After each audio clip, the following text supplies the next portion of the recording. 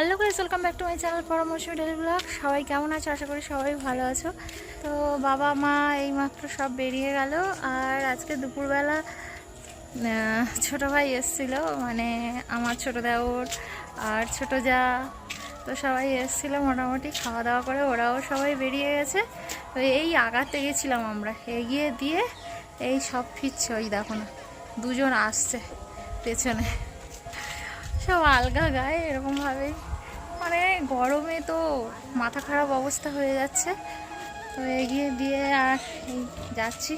এখন তো বিকেলবেলা, আজকের অবশ্য বড়মশাই ছুটি ছিল না, ও এই একটু আগেই বাড়িতে এসছে। আর আসার পরেই মা বাবা সবাই বেরিয়ে গেল আর কি।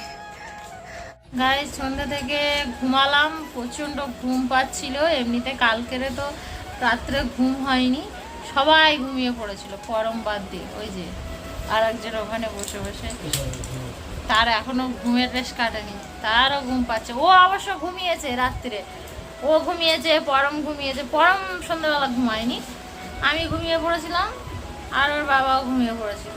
আর এখানে দেখো ফলমূল সব জড়ো হয়েছে, সব খাওয়া দাওয়া হয়ে গেছে, এইমাত্র সব খেয়ে উঠলাম।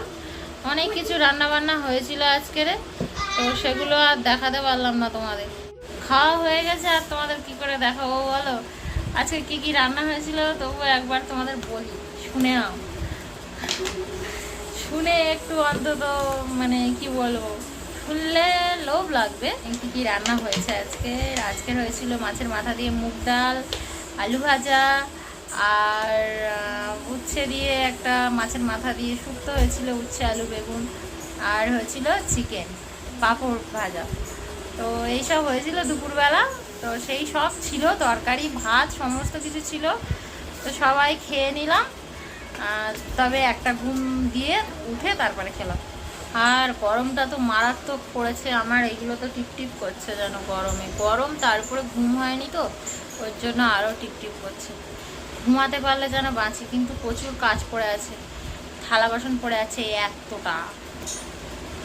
তো ওগুলো মাজতে হবে, তারপরে এই জায়গাটা মুছবো, নিচে শোবো আজকের আর উপরে শোবো না, মেঝেতেই শুয়ে পড়বো। মানে আমার খুব কষ্ট হচ্ছে আজকে। মোট কথা, আমার ঘুম না হলেই বিভিন্ন সমস্যা হয়ে যায়,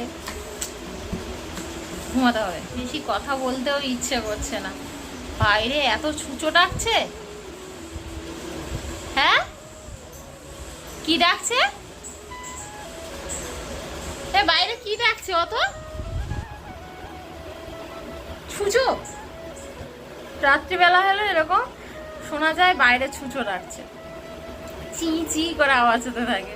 তবুও তো সবাই এসে বলছে এই ঘরে নাকি গরমটা অনেকটা কম।